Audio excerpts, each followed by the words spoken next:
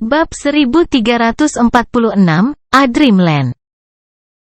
Teriakan Yan Feiqing menghentikan Zhang Tai. Zhang Tai berbalik dan menyaksikan Yan Feiqing selama beberapa detik. Dia kemudian menduga bahwa itu Yan Feiqing mungkin akrab dengan pria ini. Tidak hanya itu, mereka mungkin memiliki tabrakan emosional. Kalau tidak, Yan Feiqing tidak akan pernah bertindak begitu abnormal. Namun, mengingat tampilan mayat pria ini yang buruk, Zhang Tai menyimpulkan bahwa itu Yan Feiqing mungkin lebih membencinya daripada cinta karena dia bahkan tidak merasa ingin mengubur mayatnya. Sekarang pria ini bisa binasa bersama dengan monster prasejarah aneh ini di dalam menara waktu ini, sepertinya dia pasti sangat malang. Setelah menggerakkan tangannya kembali, Zhang Tai mengangkat bahu ketika dia berkata dengan santai, "Aku hanya merasa agak tidak berguna untuk meletakkan cincin jari teleportasi ruang angkasa di sini. Sekarang setelah Anda terbiasa dengan pria ini, saya tidak akan menyentuh barang-barangnya." Yan Feiqing dengan erat mengerutkan mulutnya saat dia menyaksikan Zhang Tai sebentar sebelum diam-diam sebelum terus bergerak menuju area inti menara waktu. Tepat tidak jauh dari kedua mayat itu, Zhang Tai melihat film cahaya terang, yang merupakan penghalang terakhir untuk mendistorsi kekuatan ruang waktu. Setelah memasukinya, Zhang Tai dan Yan Feiqing akan benar-benar terisolasi dari luar. Setelah datang ke depan film ringan, Yan Feiqing berkata dengan tenang dengan punggung menghadap wajah Zhang Tai, karena menara waktu ini tersedia untuk dua orang pada saat yang sama. Kita perlu memasuki penghalang ruang waktu ini pada saat yang sama. Waktu, pada hitungan ketiga, kita akan memasukkannya secara bersamaan. Zhang Tai datang ke film ringan. Dia mengulurkan tangannya untuk menyentuhnya ketika dia benar-benar menemukan bahwa itu ada penghalang tak terlihat di luar film cahaya yang mencegah tangannya mencapai di dalam. Tidak peduli berapa banyak kekuatan yang dia gunakan, dia tidak akan pernah bisa bergerak sedikit pun. "Oke," jawab Zhang Tai. Ini adalah pertama kalinya Zhang Tai mengetahui bahwa itu menara waktu dapat mengajukan permintaan semacam itu bagi dua orang untuk memasukinya secara bersamaan. Bahkan Charles mungkin belum pernah mendengar tentang menara waktu semacam itu. Karena ada begitu banyak misteri tentang menara waktu, Zhang Tai tidak akan merasa kagum tidak peduli betapa anehnya itu di depan proyek yang luar biasa. Namun, setelah mendengar kata-kata Yan Feiqing, Zhang Tai tampaknya mengerti mengapa ada dua mayat di luar film ringan ini. Kemungkinannya adalah bahwa itu dua mayat mungkin telah ditemui di luar sana karena beberapa alasan, mereka kemudian mulai berkelahi di sana dan akhirnya mati bersama. Jika orang itu adalah pengendali binatang, dia mungkin dapat berkomunikasi dengan binatang prasejarah itu jika terjadi konflik. Jika tidak, dalam kasus itu, dia hanya bisa melawan makhluk prasejarah yang mengamuk dan agresif itu sampai mati. 1, 2, 3. Ketika Yan Feiqing menghitung 3, Zhang Tai dan Yan Feiqing melangkah maju pada saat yang sama. Setelah itu, kedua orang itu memasuki area inti menara waktu seolah-olah mereka telah menembus lapisan gelembung transparan. Saat mereka memasukinya, terowongan di belakang mereka telah menghilang dan berubah menjadi sepotong besar kristal. Kedua orang itu kemudian dikelilingi oleh kristal, di mana banyak rune aneh mulai mengalir dengan kecepatan yang meningkat. Akhirnya, rune-rune itu berubah menjadi cahaya dan menjadikan ruangan itu kepompong besar. Pada saat yang sama, kristal-kristal itu menghilang. Saat kepompong ringan itu sedikit bergoyang, sebuah galaksi cemerlang muncul di atas kedua orang itu. Sejak saat itu, waktu di dalam mulai membeku. Ketika galaksi yang cemerlang muncul, informasi tentang menara waktu ini juga muncul di benak Zhang Tai. Menara waktu telah dimulai. Torsi ruang waktu sama dengan perbedaan standar antara waktu rotasi dan waktu revolusi benda langit ini, yaitu 1 tahun di dalam ruang ini sama dengan 1 hari di luar.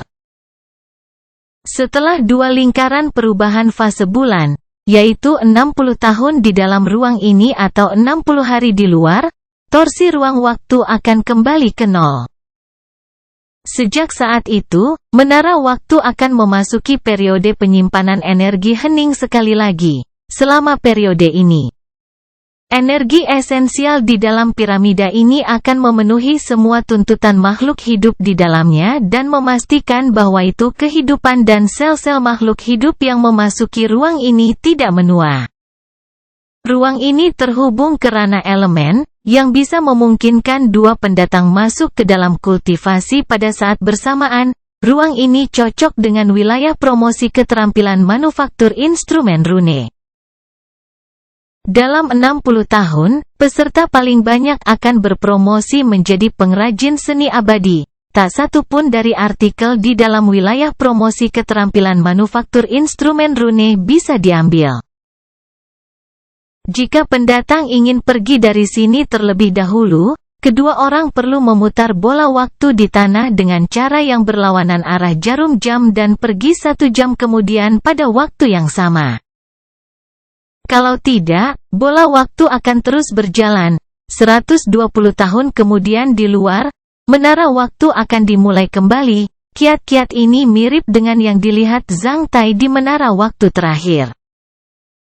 Namun, Zhang Tai masih hampir bermunculan karena kegembiraan karena dia tidak membayangkan bahwa itu menara waktu ini cocok dengan wilayah promosi keterampilan manufaktur instrumen rune. Rasanya seperti mimpi. Beberapa hari yang lalu, Zhang Tai khawatir tentang balista sentrifugal uapnya karena dia harus memahami keterampilan susunan rune jika dia ingin menciptakan balista sentrifugal uap yang dapat digunakan untuk membunuh Ksatria Iblis. Keterampilan seperti itu eksklusif untuk pengrajin abadi. Karena Zhang Tai hanyalah seorang pengrajin besar, dia mungkin tidak berpromosi menjadi pengrajin abadi dalam 100 sampai 200 tahun. Wilayah promosi keterampilan manufaktur instrumen rune di menara waktu ini hanyalah seperti mimpi bagi Zhang Tai. Aku tidak akan pergi sampai 60 tahun kemudian, yaitu 2 bulan dari luar. Jika Anda tidak tahan kesepian untuk waktu yang lama, Anda sebaiknya memikirkan sendiri cara mengatasinya. Saya tidak tertarik menjadi master instrumen rune. Selama periode ini, wilayah promosi keterampilan manufaktur instrumen rune akan tersedia untuk Anda. Itu tergantung pada Anda tingkat mana yang bisa Anda capai selama 60 tahun. Selain itu, ketika saya berada di kultivasi, jangan ganggu saya. Kalau tidak, aku akan menunjukkan sesuatu padamu. Yan Feiqing berkata dengan dingin, mengabaikan fluktuasi emosi Zhang Tai. Setelah menyelesaikan kata-katanya, dia berjalan menuju satu-satunya tempat tidur kristal, duduk di atasnya dengan kaki bersila, dia mulai menyembuhkan lukanya. Zhang Tai tidak tahu bagaimana luka Yan Feiqing, namun, setelah melihat bahwa itu wanita ini bisa duduk dan menyembuhkan lukanya sendiri, Zhang Tai menyadari bahwa itu dia mungkin baik-baik saja. Karena itu, dia meninggalkannya sendirian. Sebenarnya, setelah memasuki ruang ini, Zhang Tai merasakan bahwa itu Yan Feiqing masih agak waspada terhadapnya dari dalam dan berniat untuk menjauh darinya. Karena itu, Zhang Tai hanya bisa memperlakukannya sebagai temperamen aneh perawan tua ini dan tidak terlalu peduli tentang itu. Ruang area inti dari menara waktu ini adalah lebih dari 10 kali lebih besar dari yang dia lihat di menara waktu terakhir. Itu sangat sederhana di dalam ruang ini. Selain ranjang kristal di sudut, dia hanya melihat platform tinggi di tengah ruang dan wilayah promosi keterampilan manufaktur instrumen rune di jauh. Tempat ini bisa menampung 10.000 tentara untuk latihan, belum lagi hanya 2 dari mereka. Setelah Yan Feiqing duduk dengan kaki bersila. Ruang menjadi cukup sunyi dengan galaksi melayang dan energi yang cukup. Zhang Tai berlari menuju platform tinggi di tengah ruang ini. Platform tinggi itu tingginya lebih dari 100 meter, membuatnya cukup menarik. Langkah-langkahnya terdiri dari kristal. Di atas platform, ada wilayah bundar yang mencakup lebih dari 1.000 meter persegi. Di tengah wilayah itu, ada 2 bola waktu yang berdiri di sana dengan tenang dengan jarak lebih dari 20 meter. Karena tidak jauh dari 2 bola waktu, Zhang Tai melihat 2 kasur kristal yang terangkat. Zhang Tai datang ke depan kasur kristal dan merasakannya. Dia menemukan bahwa itu lokasi dari 2 kasur kristal adalah tempat menara waktu ini terhubung ke dunia elemen. Tempat ini seperti matriks unsur-unsur canggih di mana orang dapat membentuk cakra mereka dengan cepat karena unsur-unsur yang berlimpah. Zhang Tai memperkirakan bahwa itu dia akan membutuhkan waktu hampir 20 tahun untuk membentuk 36 skala terakhir dari cakra airnya di tempat ini. Dalam 40 tahun yang tersisa, bahkan jika dia mengerahkan upaya penuh dalam membentuk cakra angin, dia paling banyak bisa mempromosikan ke 1 bidang perubahan ksatria bayangan. Ketika dia dikultivasikan metode rahasia tingkat kaisar, setelah dipromosikan menjadi ksatria bayangan, dia membutuhkan lebih banyak elemen angin daripada yang lain yang dikultivasikan metode rahasia di bawah ksatria bayangan, yang berarti kecepatan lebih lambat untuk membentuk cakra anginnya. Menara waktu mungkin merupakan tempat terbaik bagi orang lain untuk kultivasi, namun, menara waktu agak tidak berguna baginya. Ketika dia telah memahami metode rahasia metode purgatori samsara, tidak masuk akal baginya untuk kultivasi di menara waktu. Selama 60 tahun, dia bisa mendefinisikan Nelly mencapai lantai 16 pagoda semua rohnya dan berpromosi menjadi sesepuh dari sekte wilderness besar. Yang bisa mengendalikan binatang bermutasi tingkat ksatria. Tanpa Great Wilderness Sutra, ia juga bisa mempraktikkan keterampilan rahasia sutra jiwa berdarah di dalamnya. Selain itu, ada daerah promosi keterampilan manufaktur instrumen rune di mana Zhang Tai selalu bermimpi. Selama 60 tahun, bahkan jika Zhang Tai hanya naik ke level yang lebih tinggi, dia juga bisa menjadi setidaknya pengrajin, yang sangat berarti baginya. Bab 1347, menjadi sibuk. Wilayah promosi keterampilan manufaktur instrumen rune di Menara Waktu adalah sebesar 5 lapangan sepak bola. Wilayah ini adalah Youth Kristal Mongolia semi tertutup besar dengan portal. Karena penasaran, Zhang Tai memasuki wilayah itu melalui portal itu. Menjadi berbeda dari ruang sederhana dan luas dari daerah lain di menara, daerah promosi keterampilan manufaktur instrumen rune mengejutkan Zhang Tai untuk beberapa saat. Mengingat tampilannya, wilayah itu hanya sebesar beberapa lapangan sepak bola, namun, setelah memasukinya, Zhang Tai menemukan bahwa itu ruang dalam Youth Mongolia ini lebih dari 100 kali lebih besar daripada di luar. Ini adalah ruang aneh yang ruang batinnya lebih besar dari luar. Meskipun ruang batin tidak sebesar dengan Castle of Black Iron, itu adalah satu-satunya ruang yang dapat memungkinkan makhluk hidup untuk mengakses yang pernah dilihat Zhang Tai. Kecuali Castle of Black Iron, itu semua belantara di ruang ini. Tepatnya, wilayah promosi keterampilan manufaktur instrumen rune adalah taman hiburan tema eksotis. Saat Zhang Tai memasukinya, dia sudah melihat tanah yang membawa ki tanah yang asli. Zhang Tai berpikir itu adalah ilusi. Namun, setelah melangkah ke sana dengan berjalan kaki, mengambil beberapa tanah dan menggosoknya, Zhang Tai mengkonfirmasi bahwa itu mereka asli dengan lapisan tebal.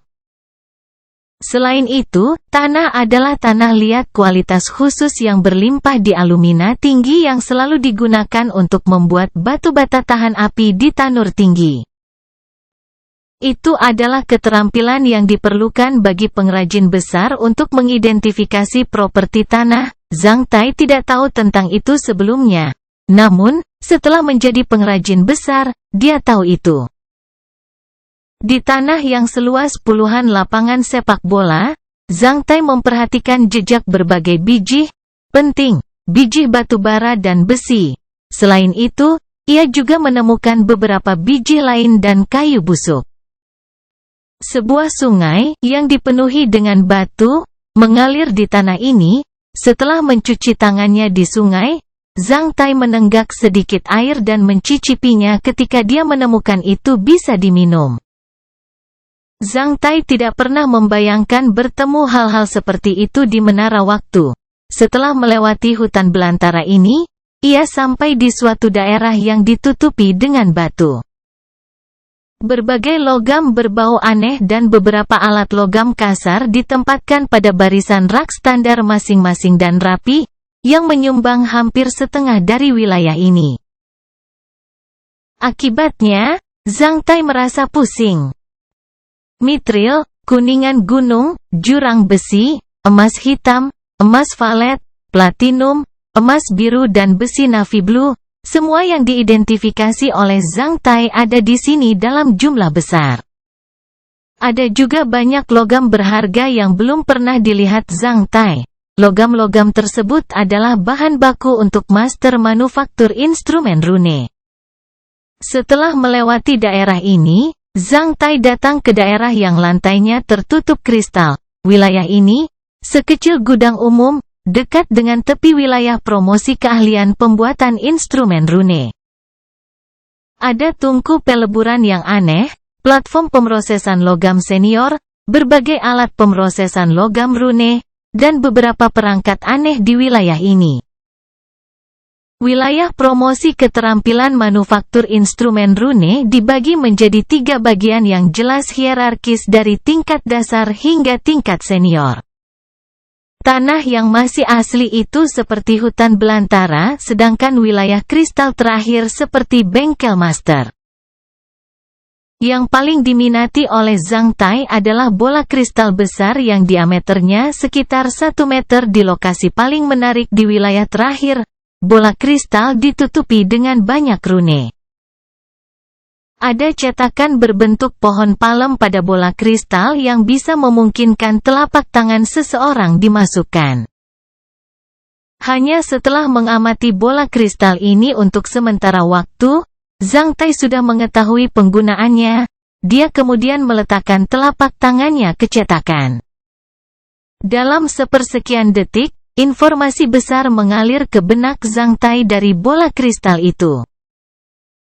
Informasi yang diperoleh Zhang Tai terutama terdiri dari 2 bagian. Pertama, perkenalan tentang semua logam, alat dan perangkat aneh di wilayah promosi keterampilan manufaktur instrumen rune. Setelah mendapatkan informasi seperti itu, Zhang Tai sangat akrab dengan wilayah ini. Kedua, 10 modul fungsional, ada panduan paling profesional dan komprehensif di setiap modul. Peserta secara bertahap bisa memahami semua keterampilan dan pengetahuan yang dibutuhkan oleh magang pengrajin, pengrajin palu tembaga, pengrajin palu perak, pengrajin palu emas. Mithril Craftsman, pengrajin rune misterius, pengrajin besar, pengrajin ahli dan pengrajin abadi. Zhang Tai berusaha memilih modul magang pengrajin secara spiritual. Dalam sepersekian detik, semua informasi tentang magang pengrajin mulai mengalir ke kepala Zhang Tai. Karena tidak terbatas pada kata-kata, informasi juga termasuk gambar dan beberapa pengalaman murni dan gnosis yang hanya bisa dilewatkan melalui gelombang sadar. Meskipun menjadi pengrajin besar, Zhang Tai juga terkejut dengan apa yang diperolehnya tentang magang pengrajin. Karena pengetahuan ini jelas lebih lengkap dan lebih dalam dari yang ia warisi dari Jiang tua, pengetahuan yang paling berharga adalah pengetahuan implisit fase ini. Pengetahuan manusia dibagi menjadi dua kategori. Pengetahuan umum yang diungkapkan oleh kata-kata peta atau persamaan matematika yang kita pelajari di sekolah atau perpustakaan disebut pengetahuan eksplisit. Jenis pengetahuan lain yang tidak bisa diungkapkan secara sistematis disebut pengetahuan implisit yang merupakan pengakuan kami tentang beberapa tindakan. Ungkapan yang dekat dengan pengetahuan implisit adalah pengalaman dan gnosis. Biasanya, semua teknisi senior yang berpengalaman di pabrik mengumpulkan pengetahuan implisit yang tidak bisa dipelajari dari buku. Menjadi pengetahuan implisit, mereka adalah prinsip dan metode yang hanya bisa dipahami melalui praktik. Bola kristal di wilayah promosi keterampilan manufaktur instrumen rune berisi banyak pengetahuan implisit tentang setiap tingkat master manufaktur instrumen rune. Yang tak ternilai di mata setiap master manufaktur instrumen rune, Zhang Tai terus menyerap informasi dari bola kristal dengan haus. Setelah mempelajari pengetahuan tentang magang pengrajin, Zhang Tai memilih pengetahuan tentang pengrajin, pengrajin palu tembaga, pengrajin palu perak, pengrajin palu emas, pengrajin mitril. Pengrajin rune misterius dan pengrajin besar secara berurutan, berdiri di samping bola kristal, dan dengan satu tangan di atasnya.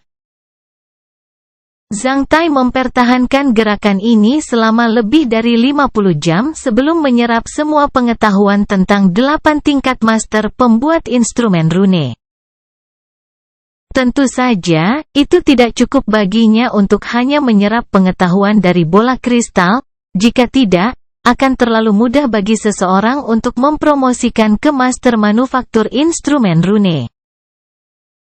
Fungsi yang paling penting di wilayah promosi keterampilan manufaktur instrumen rune adalah bahwa itu ia dapat berlatih di dalam dirinya sendiri. Sebelumnya, Zhang Tai ingin belajar pengetahuan tentang master pengrajin secara langsung.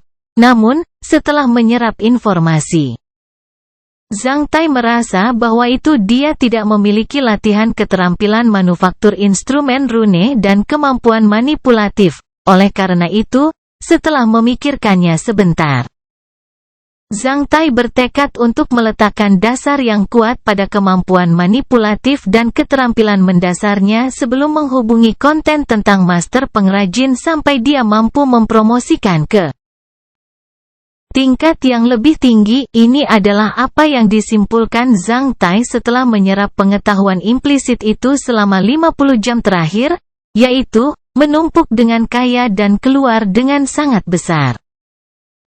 Tidak seperti rakyat jelata, para ksatria yang terbenam dalam kultivasi dan gnosis merasa bahwa itu 2 hari hanyalah kedipan mata. Karena hening di luar Yut Mongolia, Zhang Tai tahu bahwa itu Yan Feiqing masih menyembuhkan lukanya di ranjang kristal. Karena itu, dia tidak peduli tentang apa yang terjadi di pihak Yan Feiqing. Lakukan saja. Setelah mengingat apa yang telah ia pelajari tentang magang pengrajin, Zhang Tai segera berlari ke tanah tandus dan memulai pekerjaannya. Setelah berlari ke tepi sungai, Zhang Tai menemukan batu bermata tajam di sana. Setelah itu, ia mulai menggali tanah menggunakan batu tidak jauh dari sungai. Setelah beberapa saat, Zhang Tai telah menggali lubang. Dia kemudian pergi untuk mengambil kayu busuk. Dia membuat alur pada kayu busuk menggunakan batu bermata tajam. Setelah berlari di sana-sini selama beberapa putaran, Zhang Tai membuat tanah di lubang menjadi lumpur sebelum mulai menguleninya. Ketika lumpur bisa dibentuk, Zhang Tai membuat tungku batu bata sederhana menggunakan batu-batu di samping sungai dan lumpur di lubang.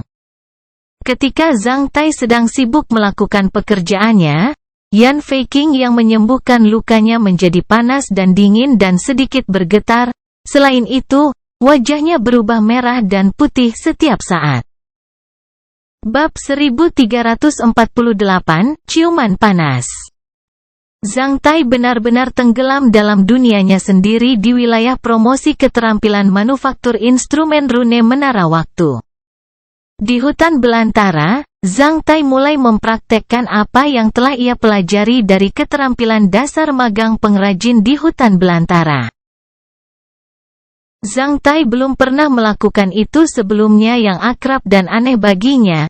Di dunia luar, Zhang Tai tidak akan pernah merasa bebas untuk mengutak-atik hal-hal yang terlihat naif dan memakan waktu. Namun, di Menara Waktu, Zhang Tai punya cukup waktu untuk melakukan itu. Selain itu, target utamanya di menara adalah untuk mempromosikan ke pengrajin abadi, yang merupakan langkah kunci baginya untuk mewujudkan mimpinya. Zhang Tai benar-benar menganggap apa yang dia lakukan sebagai hiburan. Seluruh wilayah promosi keterampilan manufaktur instrumen rune seperti daerah hiburan eksklusif untuk Zhang Tai. Setelah membuat tungku batu bata paling sederhana, Zhang Tai tidak berhenti. Setelah menajamkan tepi batu itu di atas batu di samping sungai, Zhang Tai mengambil 2 kayu busuk lagi dan beberapa tongkat kayu kecil. Setelah klep kayu itu menggulingkan sepotong batu datar, Zhang Tai dapat dengan mudah memilih yang terbaik untuk membuat api. Setelah itu, dia menajamkan salah satu ujung tongkat kayu menggunakan batu bermata tajam dan membuat alat pertama untuk membuat api. Meskipun tautan ini kedengarannya sederhana. Cara paling sederhana untuk memilih tongkat kayu terbaik dan untuk memastikan bahwa itu sudut ujung yang tajam dari tongkat kayu dapat mempertahankan koefisien panas gesekan terbesar ketika sedang dibor tidak dapat dipelajari dari buku. Setelah melakukan semua ini, Zhang Tai memecah kayu yang kering dan busuk dengan sepotong batu dan menatanya menjadi potongan-potongan kayu. Setelah itu, dia pergi ke tepi sungai dan mengambil 2 batu coklat. Setelah menggosok mereka satu sama lain, dia melihat kilau. Karena itu, ia yakin kedua keping batu itu mengandung kandungan belerang yang tinggi. Dia kemudian menggosok bagian dari sepotong batu menjadi potongan-potongan dan meletakkan beberapa partikel batu ke bagian kayu yang busuk ditambah beberapa potongan kayu. Setelah itu, Zhang Tai mulai mengebor kayu untuk api menggunakan tongkat kayu. Partikel-partikel batu yang mengandung kandungan sulfur tinggi dapat meningkatkan gaya gesekan antara klep kayu dan kayu kering sehingga potongan-potongan kayu itu bisa menyala dengan kecepatan lebih cepat. Jika dia menggunakan ki pertempuran atau kemampuannya sebagai seorang ksatria, Zhang Tai bisa dengan mudah membuat semua ini. Namun, dengan melakukan semua ini dengan kemampuan magang pengrajin biasa, ia bisa mendapatkan berbagai pencapaian dan kesenangan. Hanya setelah beberapa menit, dasar kayu sudah mulai merokok sementara potongan-potongan kayu halus itu mulai memerah dan terbakar. Zhang Tai kemudian menambahkan lebih banyak potongan kayu halus dan kayu di atasnya. Setelah beberapa saat, api menyala. Setelah memindahkan api ke tempat pembakaran batu bata, Zhang Tai menambahkan beberapa kayu di dalamnya. Setelah api terkendali, Zhang Tai berlari ke tepi sungai dan menggali lubang besar lain di mana dia mulai membuat lumpur sekali lagi. Kandungan air merupakan faktor penting dalam pembuatan lumpur. Jika terlalu banyak air digunakan, lumpur akan terlalu encer dan hampir tidak bisa dibentuk. Jika terlalu sedikit air digunakan, lumpur tidak akan terlalu lengket dan akan mudah pecah ketika dipanaskan. Selain itu, dalam proses pembuatan lumpur, lumpur harus lengket secara seimbang dan halus. Tidak ada partikel atau gelembung tunggal yang diizinkan.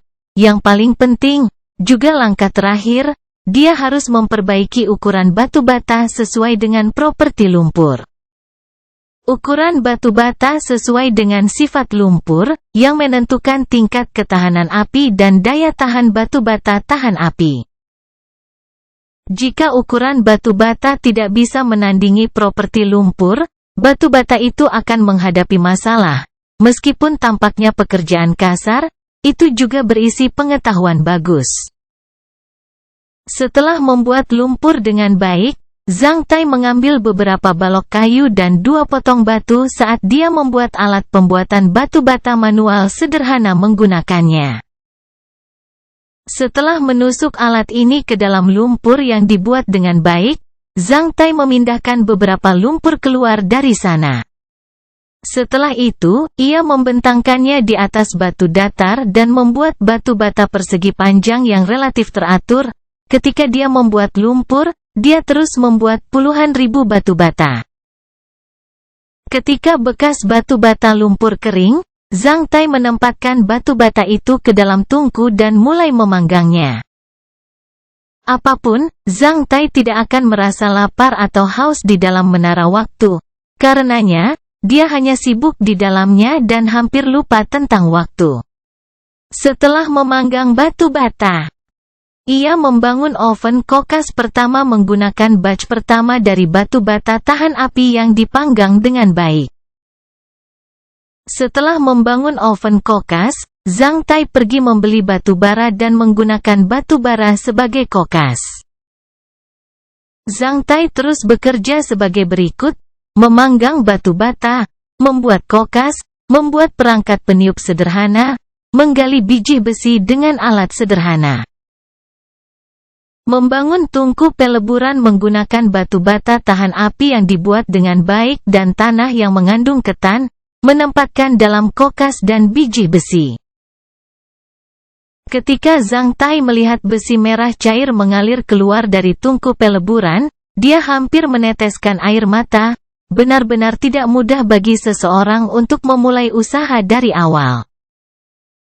Saat melihat besi yang dicairkan, Zhang Tai buru-buru mengarahkan besi yang dicairkan itu ke cetakan pasir yang dipanggang sederhana yang terbuat dari tanah dan pasir ketan dari sungai. Zhang Tai membuat lebih dari 30 cetakan, setelah menuangkan besi yang dicairkan ke dalam cetakan ini.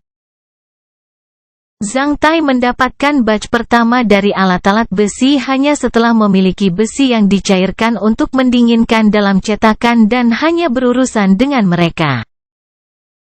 Dengan setumpuk alat besi ini, Zhang Tai dapat meningkatkan efisiensi produktifnya berkali-kali dan melakukan banyak hal.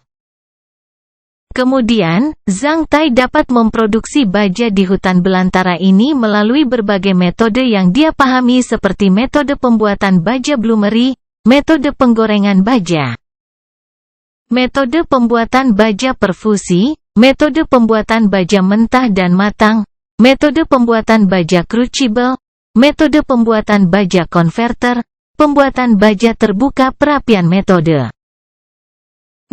pembuatan baja satu langkah dan metode pembuatan baja rune. Dengan baja, ia akan membuat lebih banyak alat dengan mudah seperti mesin uap. Proses ini merupakan hal mendasar bagi pekerja magang pengrajin yang merupakan langkah awal bagi para master manufaktur instrumen rune.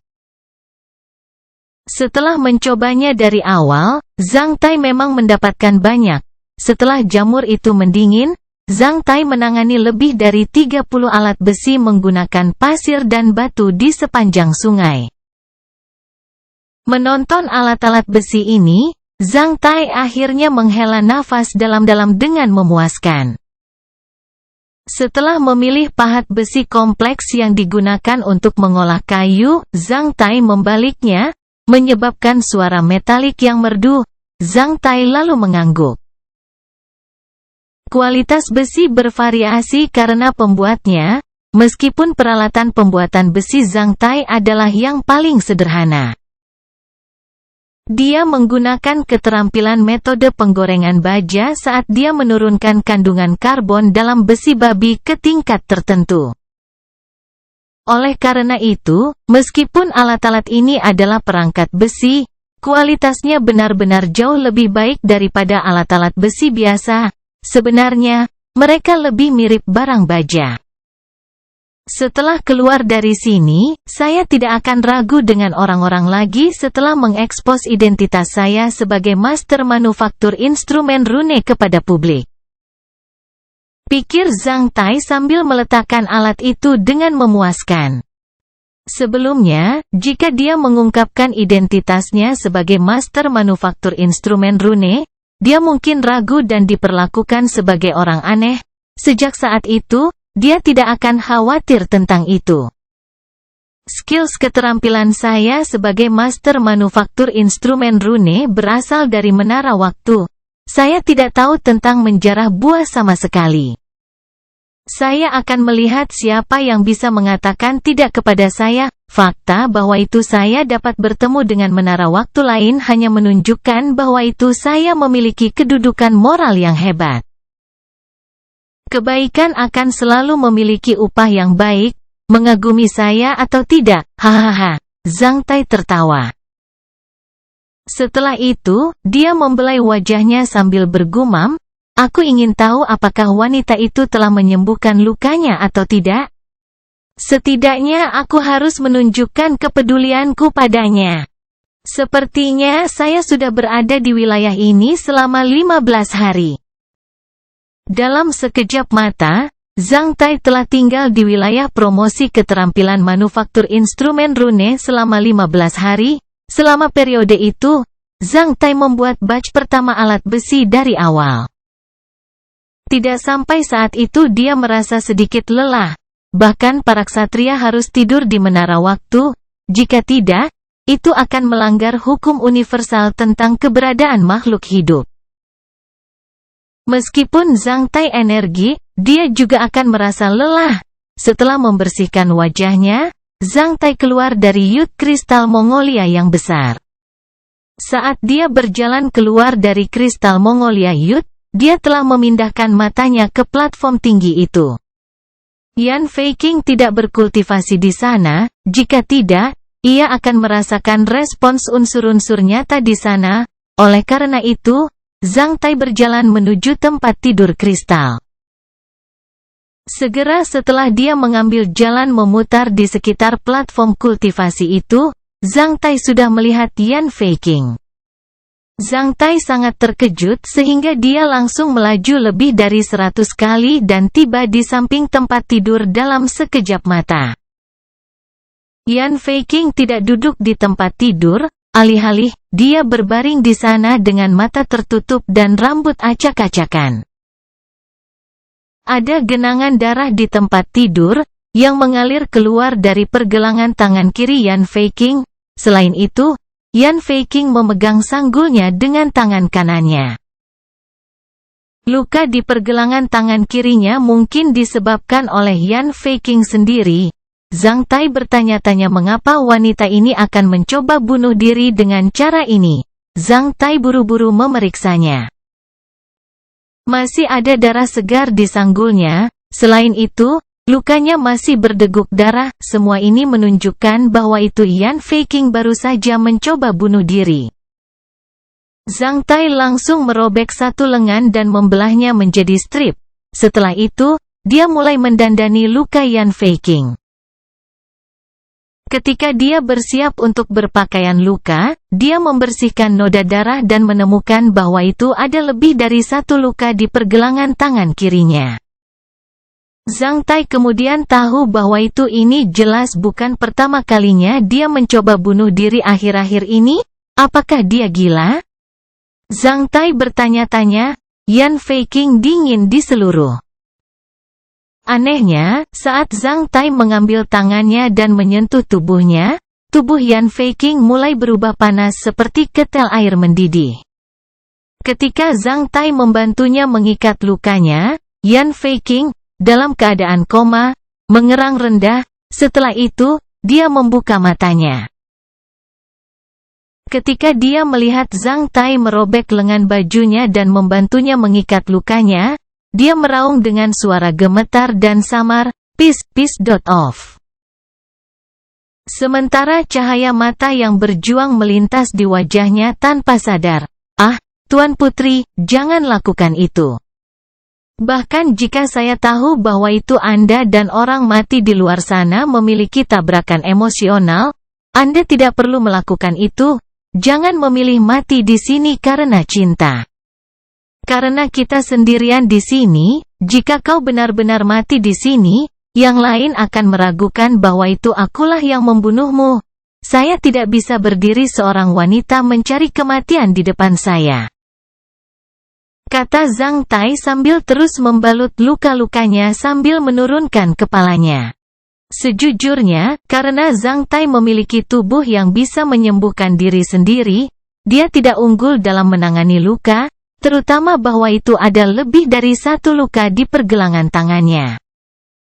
"Karena kamu belum menyembuhkan lukamu, jika kamu butuh bantuan, beritahu aku, tidak peduli apa, saya akan selalu menjadi orang baik di sini. Ngomong-ngomong, aku punya beberapa botol obat-obatan. Biarkan, lepaskan tanganku, jangan sentuh aku."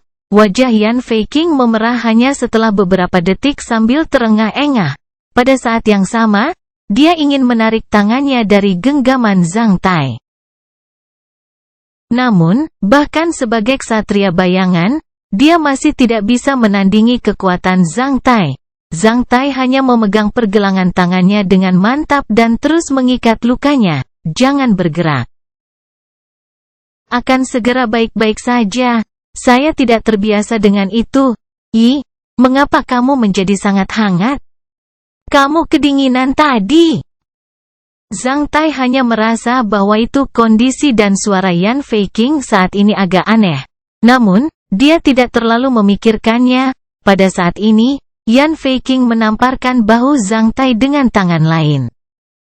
Zhang Tai tidak membayangkan bahwa itu wanita ini bisa menyerangnya dalam kasus ini. Karena mereka dekat satu sama lain, dia langsung jatuh. Karena luka-lukanya, telapak tangannya tidak bisa sekuat seorang ksatria bayangan. Ditambah kemampuan tahan serangan Zhang Tai yang hebat, dia hanya merasakan sedikit sakit, bukannya terluka. Saat Zhang Tai memegang pergelangan tangannya dengan satu tangan, dia langsung menarik Yan Feiqing dari tempat tidur kristal. Dengan kelembaman telapak tangannya, Yan Feiqing langsung meluncur ke dada Zhang Tai. Sebelum merasakan sakit, Zhang Tai terasa lembut di dadanya sementara wajah Yan Feiqing hampir menyentuh wajahnya. Pada saat yang sama, ia dengan erat memegang benda lembut dan montok secara kebetulan sambil mendukung pinggang Yan Feiqing dengan tangan lain. Zhang Tai hampir menjadi gila. Namun, setelah merasakan benda yang montok dan lunak itu, dia mengepalkannya dengan biasa. Itu benar-benar refleks terkondisi yang dibentuk oleh Zhang Tai ketika dia tinggal bersama istri-istrinya. Saat Zhang Tai bergerak, dia mendengar terengah-engah. Dia sangat takut sehingga dia segera melonggarkan cengkeramannya. Pada saat yang sama, dia meminta maaf. "Ah, aku minta maaf, aku tidak bersungguh-sungguh." Zhang Tai ingin berbalik dan menjelaskannya kepada Yan Feiqing. Secara kebetulan, Yan Feiqing juga membalikkan wajahnya. Akibatnya, bibir mereka bertemu di udara, hidung ke hidung, mata ke mata dan mulut ke mulut. Zhang Tai banyak membuka matanya dengan linglung seolah-olah dia telah disambar petir. Saya mati, saya sudah menyentuhnya sebelumnya dan sekarang menciumnya. Apakah wanita ini akan membunuhku?" Ketika dia berpikir tentang temperamen keras kepala Yan Feiqing dan komentarnya tentang dia ketika dia melihatnya untuk pertama kalinya. Hati Zhang Tai terus berdebar saat dia hanya berdoa agar Yan Feiqing tidak kehilangan kesabarannya. Jika tidak, itu akan menjadi cara yang sulit untuk pergi di menara ini. Sedangkan, Zhang Tai tidak tahu bahwa itu ciuman ini adalah pertandingan terakhir yang akan menyalakan tong bubuk. Ketika Zhang Tai tercengang dan berpikir bahwa itu Yan Feiqing akan membunuhnya, Yan Feiqing pindah. Dalam sepersekian detik, dia telah memeluk Zhang Tai dengan erat ketika dia mulai menciumnya dengan paksa. Bab 1349, alasannya. Semangat datang tiba-tiba seperti letusan gunung berapi, membuatnya gelap dan pusing di seluruh. Seseorang berkata bahwa itu cinta tidak ada hubungannya dengan usia. Zhang Tai tidak memiliki perasaan apapun tentang pepatah ini. Namun, dia merasa itu benar pada saat ini. Zhang Tai benar-benar tidak merasakan perbedaan usia antara Yan Feiqing dan dia. Pada saat itu, dia bahkan tidak mempertimbangkan tentang usia Yan Feiqing sama sekali, sebagai gantinya. Dia hanya merasa bahwa itu Yan Feiqing tidak ada bedanya dengan wanita lain karena dia melihat kekuatan dan pesona dari wanita ini seperti apa yang dia lihat pada semua wanita muda dan cantik lainnya. Selain itu, sebagai ksatria bayangan, Yan Feiqing bahkan lebih kuat dan antusias daripada Linda dan istri-istri Zhang Tai lainnya. Zhang Tai merasakan kepolosan seperti gadis dari Yan Feiqing seperti apa yang dia rasakan dari Beverly dan Pandora ketika di Black Hot City. Pada saat yang sama, Zhang Tai merasa bahwa itu dia sama menawannya dengan Linda dan Ms. Olina. Ini adalah keindahan yang menyihir. Keindahan menyihir kelas atas. Beberapa pria bahkan bisa menerima rukun dengan boneka tiup. Mengingat penampilannya yang cantik dan kerangka yang luar biasa, bahkan orang-orang munafik dan idiot tidak akan peduli dengan usianya. Sebelumnya, Yan Feiqing adalah gunung es, namun, dia sekarang adalah lubang angin vulkanik yang meletus. Gairah dan baju besi wanita ini melelehkan Zhang Tai seperti bagaimana magma mencairkan es dan salju. Zhang Tai tidak bisa mengingat berapa kali dia meletus untuk mendinginkan gunung berapi ini sepenuhnya. Setelah memadamkan gunung berapi ini secara berurutan selama 2 minggu lagi, Zhang Tai juga merasa sedikit lelah, dia kemudian tertidur.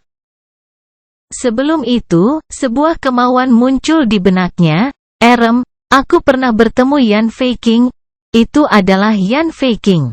Sial. Tidak ada yang serius. Tidak, dia melakukannya terlebih dahulu.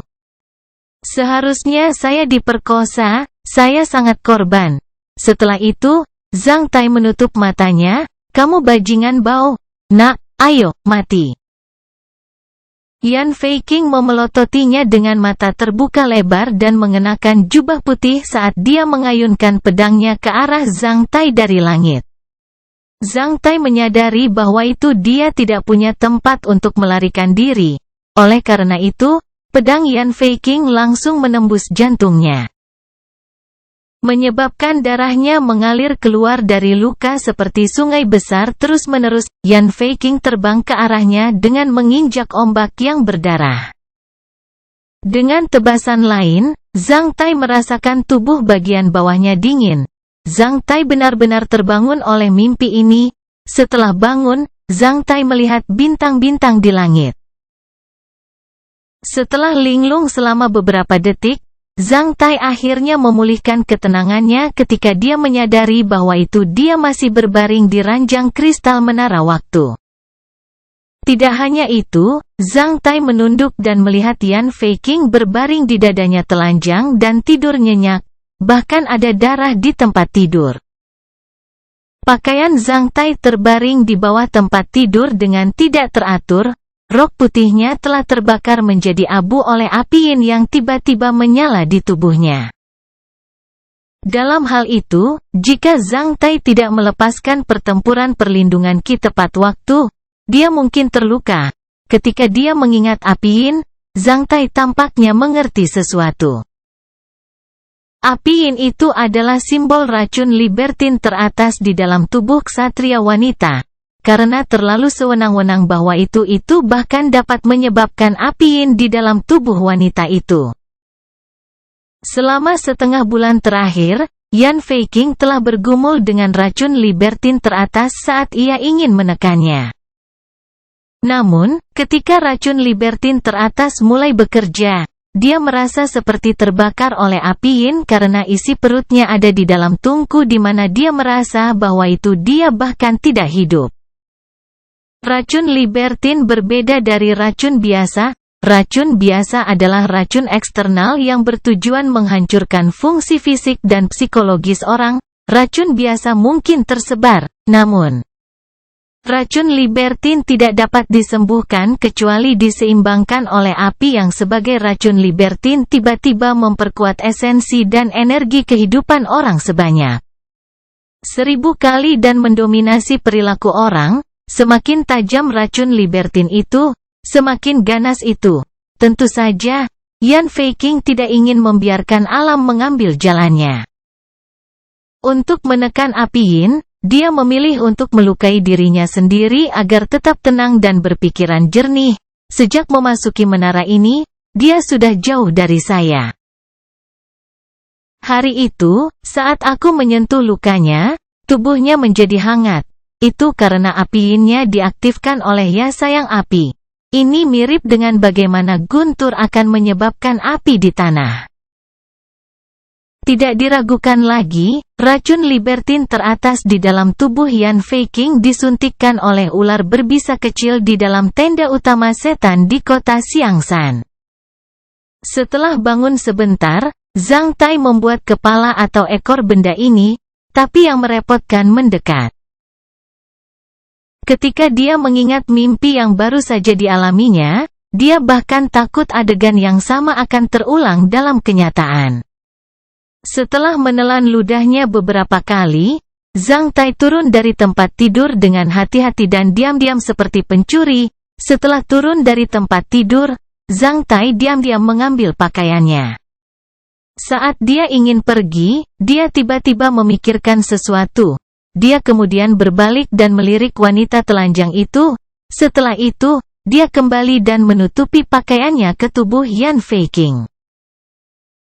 Setelah melakukan semua ini, dia berjinjit dan melarikan diri ke arah wilayah promosi keterampilan pembuatan instrumen rune hanya dalam sepasang celana pendek. Ketika Zhang Tai melarikan diri, Yan Feiqing tiba-tiba membuka matanya. Ketika dia melihat pakaian Zhang Tai dan bagaimana dia melarikan diri dengan celana pendek, sebuah tampilan yang canggih melintas di wajah Yan Feiqing. Tidak seperti apa yang dipikirkan Zhang Tai, Yan Feiqing sebenarnya bangun lebih awal darinya. Namun, dia juga linglung menghadapi situasi ini. Jika malu, dia hanya bisa berpura-pura tertidur sehingga Zhang Tai bisa bangun dan pergi terlebih dahulu. Setelah membelai pakaian yang ditinggalkan oleh Zhang Tai, dia menutupi tubuhnya menggunakan pakaian itu. Saat dia menegakkan tubuhnya, dia mengerutkan kening. Yan Feiqing kemudian menyentuh tempat di antara kakinya saat wajahnya memerah. Yan Feiqing menutupi payudaranya dengan pakaian Zhang Tai, yang masih membawa bau Zhang Tai. Jika itu sebelumnya, Yan Feiqing akan lama kesal. Namun, sekarang dia punya perasaan lain sambil mengendus aroma yang sudah dikenalnya. Yan Feiqing menghela nafas berat. Bab 1350, hanya mimpi. Setelah kembali ke daerah promosi keterampilan manufaktur instrumen rune, Zhang Tai menjadi sedikit gelisah karena dia tidak yakin tentang respons Yan Feiqing setelah dia bangun. Apakah dia akan menerimanya dengan jelas atau melawannya sampai mati seperti bagaimana dia bermimpi atau menikah dengannya seperti apa yang dijelaskan dalam beberapa novel ksatria.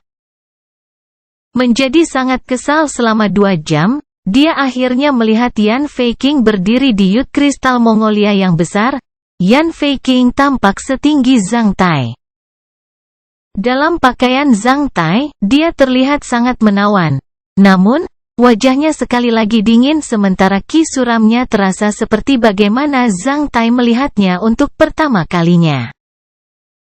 Saat melihatnya, Zhang Tai merasa agak malu karena dia tidak tahu harus berkata apa. Namun, dinginnya Yan Feiqing membuatnya ragu-ragu karena dia takut bahwa itu wanita ini akan kehilangan kesabaran terhadapnya. Sambil menggaruk kepalanya, Zhang Tai kemudian berkata, "Erem, apakah kamu akan memperkosa saya sebelum membunuh? Aku sebenarnya agak pasif seperti apa yang terjadi tadi malam." Setelah mendengar kata-kata Zhang Tai, tampilan dingin Yan Feiqing hancur seketika saat digantikan oleh blus on redup. Setelah itu, dia memelototi Zhang Tai sambil berkata dengan dingin, "Tidak ada yang terjadi semalam, Anda pasti sedang bermimpi. Apakah saya jelas?" "Oh, begitu, itu hanya mimpi." Zhang Tai juga berbohong dengan matanya terbuka lebar. Saat Yan Feiqing masih mengenakan pakaiannya, kata-katanya terdengar sangat tidak meyakinkan. Namun, karena hanya ada 2 orang di dalam menara ini, sekarang mereka telah sepakat tentang hal itu hanya mimpi. "Jadi kenapa kamu di sini?" "Saya pikir mungkin ada air untuk mempromosikan keterampilan pembuatan instrumen rune. Saya ingin melihat apakah ada air di sini." Yan Feiqing berkata dengan tenang ketika cahaya matanya melewati Zhang Tai dan bergerak sepanjang jalan menuju anak sungai di hutan belantara jauh di belakang Zhang Tai. Tempat terluas dari sungai itu hanya 2-3 meter. Meskipun airnya tidak dalam, cukup 1 orang untuk mandi. "Silakan pergi dari sini, saya akan mengambil alih tempat ini untuk sementara waktu." "Saya ingin mandi." "Oh, well." Zhang Tai menghela nafas cepat-cepat dengan celana pendek. Dengan sedikit senyum seperti pelayan di sebuah restoran, dia berkata, "Aku akan menjadi pengawasmu. Aku bersumpah untuk mengalahkan siapapun yang berani mengintipmu sampai mati. Tadi malam Erem itu terlalu banyak. Terutama itu adalah pertama kalinya Anda melakukan itu. Anda memang butuh mandi. Maka, Anda akan merasa dingin di seluruh." Dengan mata terbuka lebar, Yan Feiqing mengertakkan giginya sementara ki pertempurannya bangkit seolah-olah dia akan menyerangnya. "Keluar dari sini." Zhang Tai buru-buru melarikan diri dari Yud Kristal Mongolia ini dengan tangan di kepalanya. Setelah keluar dari tempat ini, Zhang Tai merasa santai sekaligus. Tanggapan Yan Feiqing keluar dari imajinasinya. Jika dia bisa memperlakukannya karena tidak ada yang terjadi di antara mereka, Zhang Tai akan merasa lebih santai nanti. Jika tidak, dalam keadaan ini, jika wanita ini selalu berpikir untuk memotongnya menjadi beberapa bagian, dia akan mengalami sakit kepala hebat. Meskipun ia memiliki kemampuan sebagai penguasa divine, ia tidak dapat membunuh wanita ini. Meskipun Yan Feiqing sedang mandi di dalam, dia harus memberi perhatian khusus pada pintu masuk Yud Kristal Mongolia ini. Jika dia menemukan bahwa itu Zhang Tai sedang mengintip padanya, akan ada neraka yang harus dibayar. Zhang Tai tidak bermaksud menggerakkannya pada saat ini. Namun, karena penasaran, dia masih mengintip ke dalam menggunakan mata bunga lotusnya. Rasanya seperti dia menonton di alam semi bijak Meng Xidao di atas bukit Xuanyuan. Di bawah mata bunga teratai, dia melihat gambar bahwa itu seorang cantik sedang mandi. Hanya setelah pandangan sesaat seperti itu, Zhang Tai ingat apa yang terjadi antara dia dan Yan Feiqing tadi malam. Hatinya kemudian berdebar dan dia hampir di luar kendali. Zhang Tai lalu buru-buru menutup matanya. Setelah beberapa saat, dia akhirnya tenang. Zhang Tai, kamu sangat libertin. Bagaimana Anda bisa mengintip seorang wanita mandi menggunakan mata bunga lotus Anda? FCK, Zhang Tai membenci dirinya sendiri di dalam. Setelah itu, dia hanya menunggu Yan Feiqing keluar dari sana dengan sungguh-sungguh. Mandi Yan Feiqing berlangsung 2 jam. Selain mandi, Yan Feiqing bahkan mencuci pakaian Zhang Tai. Setelah mengeringkannya menggunakan ki pertempurannya, dia live dalam cara yang sama sekali berbeda. Pakaian ini. Zhang Tai menunjuk ke pakaiannya yang dikenakan Yan Feiqing karena dia ingin mengatakan bahwa pakaian itu cocok untuknya. Sedangkan, Zhang Tai menelan kata-katanya kembali setelah mendengar jawaban Yan Feiqing. Mereka milikku, jawab Yan Feiqing saat dia memelototi Zhang Tai yang terlihat miskin hanya dengan celana pendek dengan ekspresi seperti kaca seperti ratu. Mulai hari ini, kecuali tempat ini dan platform kultivasi, Anda tidak diizinkan untuk mengunjungi dimanapun di menara ini tanpa persetujuan saya. Selain itu, saya akan mengambil alih tempat ini kapan saja ketika Anda harus pergi dari sini terus. Setelah meninggalkan kata-katanya, Yan Feiqing langsung pergi sambil mengangkat kepalanya dengan mata berguling sebelum Zhang Tai membuat tanggapan. Zhang Tai akhirnya mengerti bahwa dia seharusnya tidak pernah beralasan dengan wanita manapun, 3-5 gadis kecil atau 300-500 ksatria bayangan. Tampaknya semua wanita harus dibujuk setelah pertama kali mereka, gumam Zhang Tai. Segera setelah kata-katanya, serangan ki pertempuran agresif yang agresif telah dirilis ke arahnya. Jika ksatria bumi biasa diserang olehnya, mereka pasti akan memuntahkan darah. Zhang Tai buru-buru menghindar saat dia berlari ke arah Youth Kristal Mongolia yang besar itu tanpa melihat ke belakang, meninggalkan kata-kata, "Kamu benar, kamu benar. Saya akan melakukan apa yang Anda katakan." Setelah kembali ke daerah promosi keterampilan manufaktur instrumen rune, Zhang Tai memulihkan ketenangannya.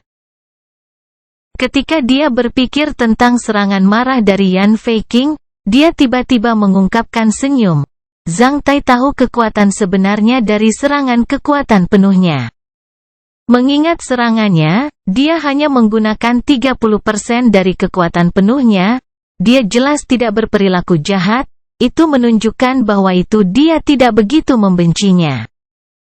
Setelah memikirkannya, Zhang Tai merasa jauh lebih baik.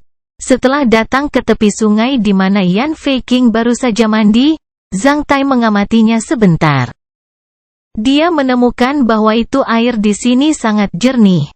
Namun, itu hanya sedikit lebih dalam dari 1 meter. Itu tersedia untuk mandi.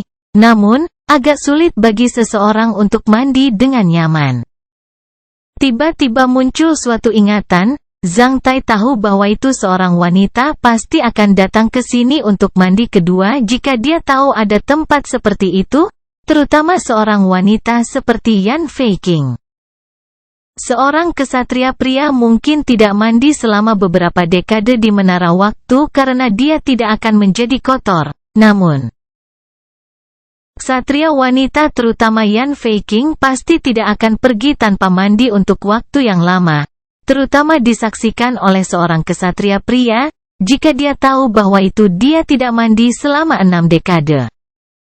Yan Feiqing bahkan mungkin membunuhnya.